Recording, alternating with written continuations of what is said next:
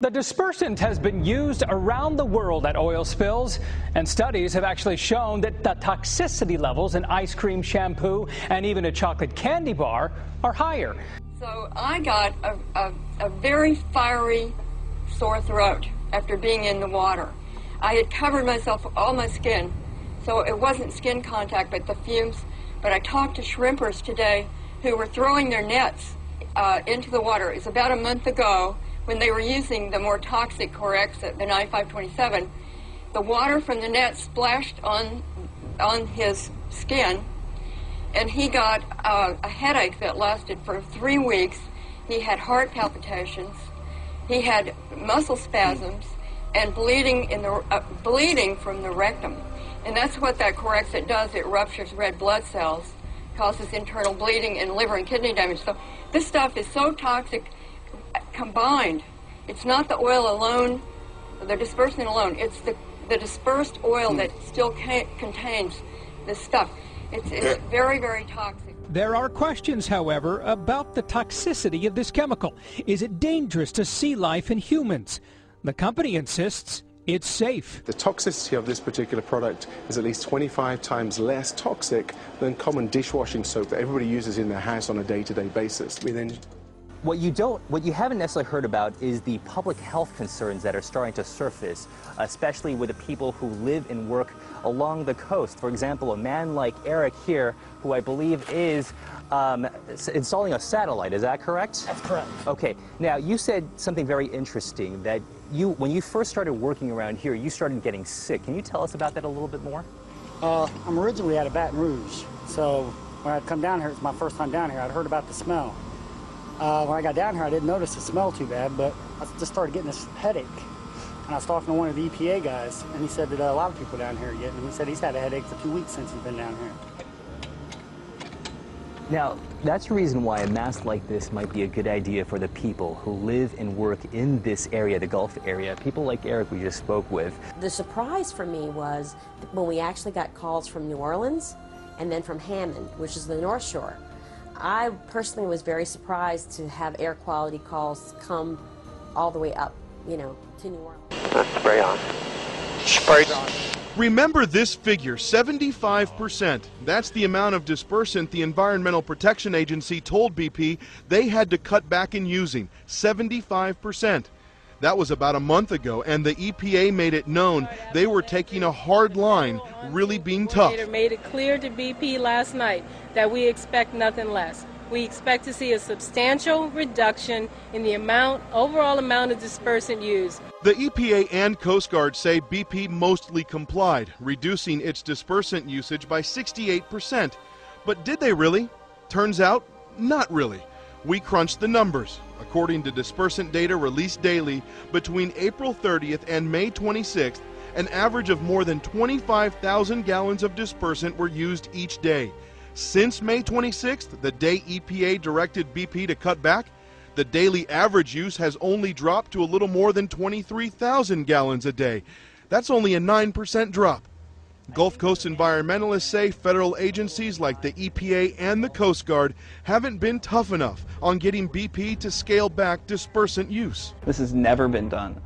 So this type of volume, this type of application, it's all really a giant science experiment, and we're terribly concerned that in the long run the impacts are going to be significant, and we just don't know right now what we're doing to this ecosystem. Well, at night they're spraying, even though BP's denying it, we've seen them at night spraying chemicals on us. Basically, they're using it as like laboratory rats down here in Louisiana. They're just experimenting with us. They don't have no long-term study on the effects of this stuff, but they continue to spray it because BP wants to provide an illusion that they're trying to really do something good, or there's not as much oil as the people think. BP, when BP's lying as soon as they open their mouth.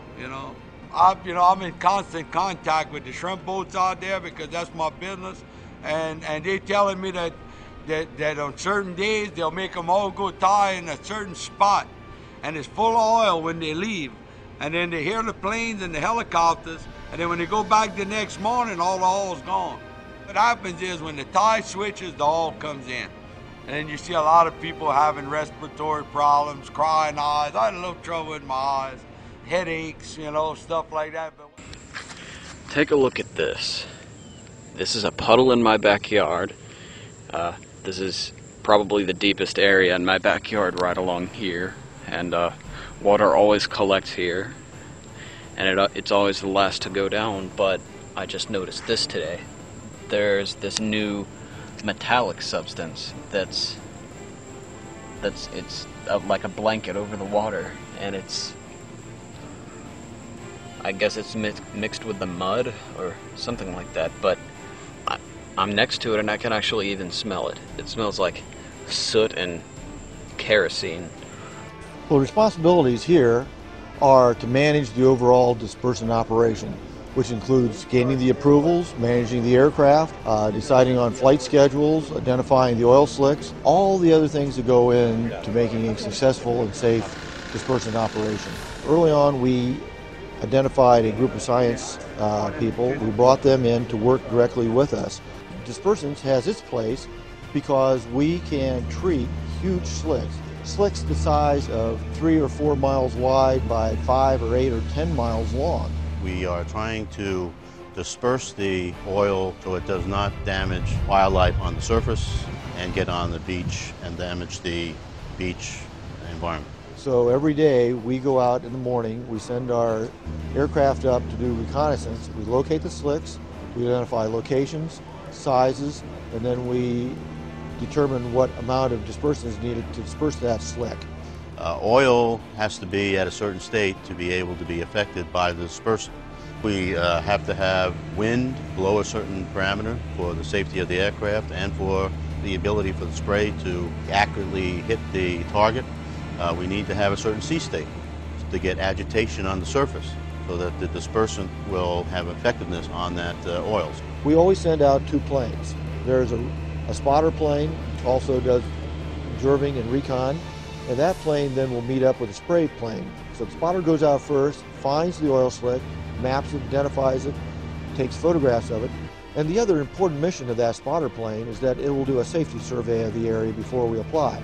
And we're looking for any vessels in the area, any platforms, and especially we're looking for any mammals or birds that are in the area, because we will not apply unless they are completely clear of where we're spraying.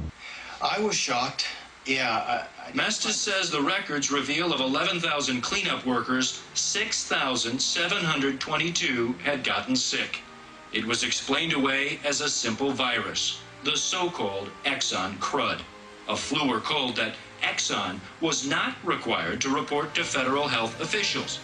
At the time, NIOSH, the National Institute of Occupational Safety and Health, was in agreement. Total BS. The only epidemiology was that there were a few head colds that they could identify, and NIOSH didn't have any of the records. Is there anybody here who can tell me where those go? I have a clue. Nobody has any idea? See that number right there? They pick them up? And that is a truck loaded with tar balls.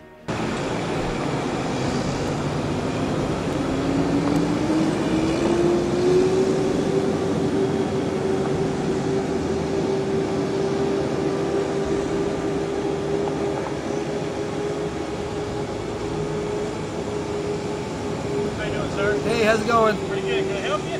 Yeah, I'm just curious what's happening with nobody seems to know where all the stuff's going. Okay, is that car with you, sir? Yes, sir. Okay, one is blocking the road. You turn that off for me for a minute? Yeah, sure. Okay. You turn it off for me, sir? Yeah, I'll turn it off. The difference between this and a hurricane, or this and a fire, or a flood, or whatever, is essentially that it's slowly happening. I mean, it's increasing every day, but I mean, we're literally being gassed. I mean, you can feel it, you can smell it, you can taste it, you can breathe it. The symptoms are long-lasting, but it is a slow thing. It's not a hurricane knocking a building down. It's gases being poured into the air, essentially, and poisoning us. It's oil slowly washing up onto the beaches. It's more of a slow kill. So I think it's harder for people to understand and really grasp it. The dispersant has been used around the world at oil spills, and studies have actually shown that the toxicity levels in ice cream, shampoo, and even a chocolate candy bar are higher.